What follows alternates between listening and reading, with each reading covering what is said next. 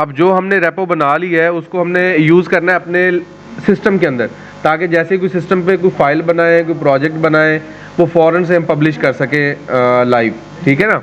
और जैसे ही आप लाइव करेंगे मेरे पास जो है वो एक्सेस उसकी आ जाएगी। उसके लिए आपने सबसे पहले जो है वो गिटहब डेस्कटॉप जो है वो इंस्टॉल करना है, ठीक है।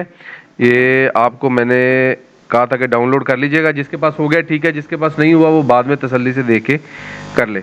सबसे मेन काम था रेपो क्रिएट करना, तो ये हो जाएगा। इस पे लॉगिन आपने उसी जीमेल से करना है जिससे आपने क्लोन करनी है अपनी रेपो को, यानी जो आपकी रेपो बनी हुई है वही यहाँ पे आपने लॉगिन करना है।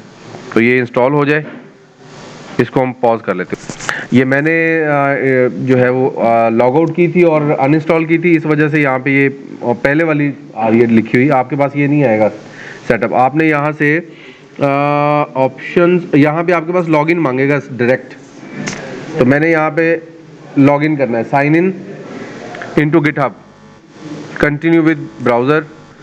तो वो अच्छा एक और तरीका, ये ब्राउज़र बाजूकात किसी और में जाके खुल जाता है जाके ना, तो आप ये उसको उठाएंगे और डायरेक्ट इस पे ले आएंगे, URL कॉपी करके जिस ब्राउज़र पे आप की वो गिटहब की रेपो बनी पड़ी है वहाँ पे लाके पेस्ट कर लें। तो मैंने ये मेरा गिटहब अकाउंट है और मैं इसको लॉगिन कर लेता हूँ।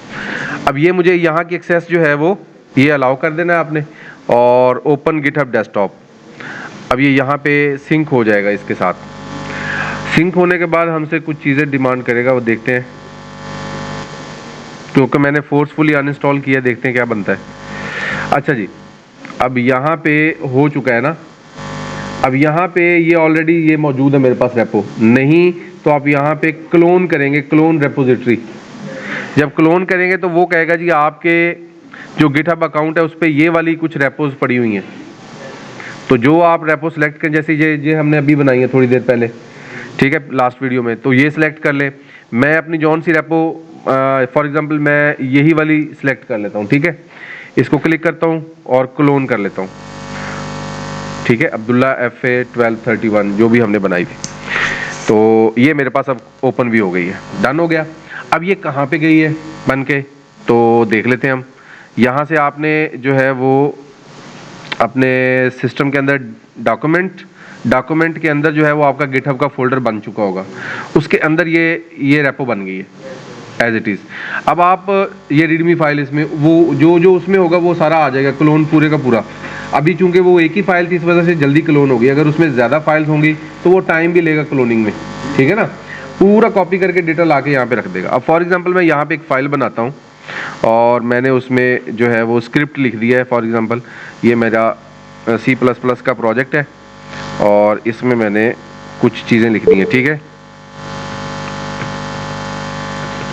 ये मैंने कुछ चीज़ें लिख दी हैं। डन हो गया सेव, पता नहीं हुआ कि नहीं, हो गया सेव, ठीक है जी।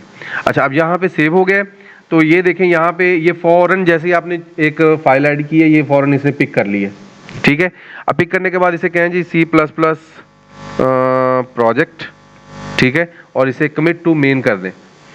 मेन से ये होगा कि अब ये गिटहब के सॉफ्टवेयर के पास आ गई है और गिटहब आपसे पूछ रहा है कि क्या इसको आपने अपनी वेबसाइट पे भेजना है कि नहीं भेजना, तो हम इसको कहते हैं जी भेजना है, पुश कर देंगे इसको, ठीक है।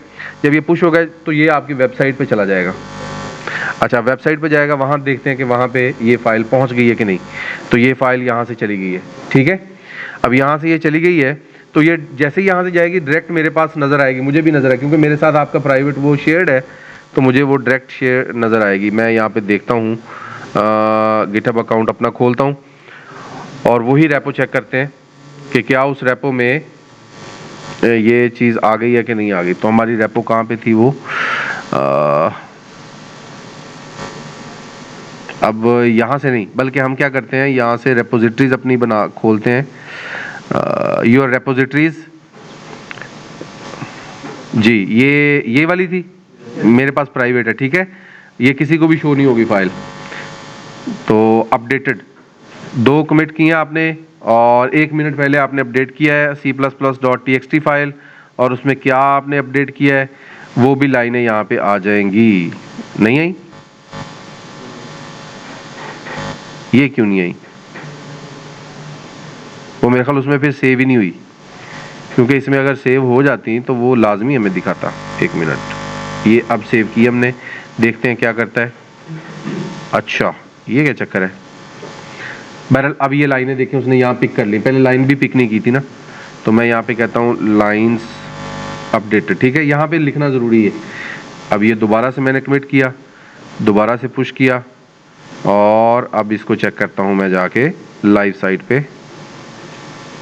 चल भाई चल,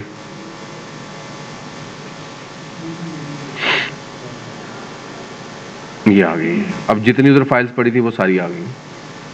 सेम इस तरह से आप जब C++ का प्रोजेक्ट बनाए तो आप उसको सेव एज ही किस लोकेशन पे कर दें, इस लोकेशन पे कर दें। सेव एज इसको इस लोकेशन पे करेंगे, जो वहाँ चेंजिंग्स करते जाएंगे सेव डायरेक्ट। जैसे कि मैं अभी डेव C++ खोलता हूँ, ठीक है, डेव C, ये ठीक है जी, डन हो गया। अब इसमें न्यू डॉक्यूमेंट है, इसको हम कर लेते हैं सेव एज। जब सेव एज करूँगा तो मैं उसी को ही डायरेक्ट सिलेक्ट कर लूँगा। एक मिनट, कहाँ से आना है जी, डॉक्यूमेंट्स, गिटहब, और ये लें जी, मैंने डायरेक्ट उसको सेव कर लिया, ठीक है। यहाँ पे हैश इंक्लूड जो भी लिखूँगा, हैश इंक्लूड, ठीक है जी, ये सेव कर दिया। अब ये देखें साथ ही वो पिक कर ली उसने फाइल, ठीक है। इसको मैं कहूँगा जी C++, और ये डन। और जैसे ये डन करूँगा और पुश करूँगा तो ये डायरेक्ट मेरे पास इधर आ जाएगी। तो आप जब भी कभी चेंज करेंगे या लाइन डिलीट करेंगे तब पकड़े जाएंगे, ठीक है। हाँ, तो हाँ, उसमें हिस्ट्री मेंटेन होती है ना, रेपो का मतलब ही यही है कि हिस्ट्री मेंटेन करना। इसलिए मैं सबसे पहले बच्चों को टारगेट देता हूँ कि पहले गिटहब बनाएं, तो उसके बाद बाकी काम करें। ये देखें उसने मुझे बता दिया नाउ, अभी जो है वो एक लाइन ऐड हुई है। अब जब इसको रिमूव करके नई लाइन ऐड करेंगे तो वो भी मेरे पास ट्रैक हो जाएगी, वो वहाँ पे उसको रेड कलर में दिखाएगा और जो ऐड करोगे वो ग्रीन कलर में दिखाएगा। ठीक हो गया, तो जी बेस्ट ऑफ लक। अब देखें जब आप इस तरह मुकम्मल का मुकम्मल कोड पेस्ट करेंगे ना तो मुझे पता लग जाएगा ये एक ही वक्त में सारा पेस्ट हुआ है। तो वो मतलब एक वक्त में तो सिर्फ AI ही कर सकता है, बंदा तो नहीं कर सकता। वो बंदा तो कभी लाइन आएगी, कभी डिलीट करेगा, कभी ऐड करेगा, कभी, तो फिर वो इसलिए आपको इस पे ध्यान रखना पड़ेगा। ठीक है जी, बेस्ट ऑफ लक। ये इस तरह से आपने गिटहब को मेंटेन करना।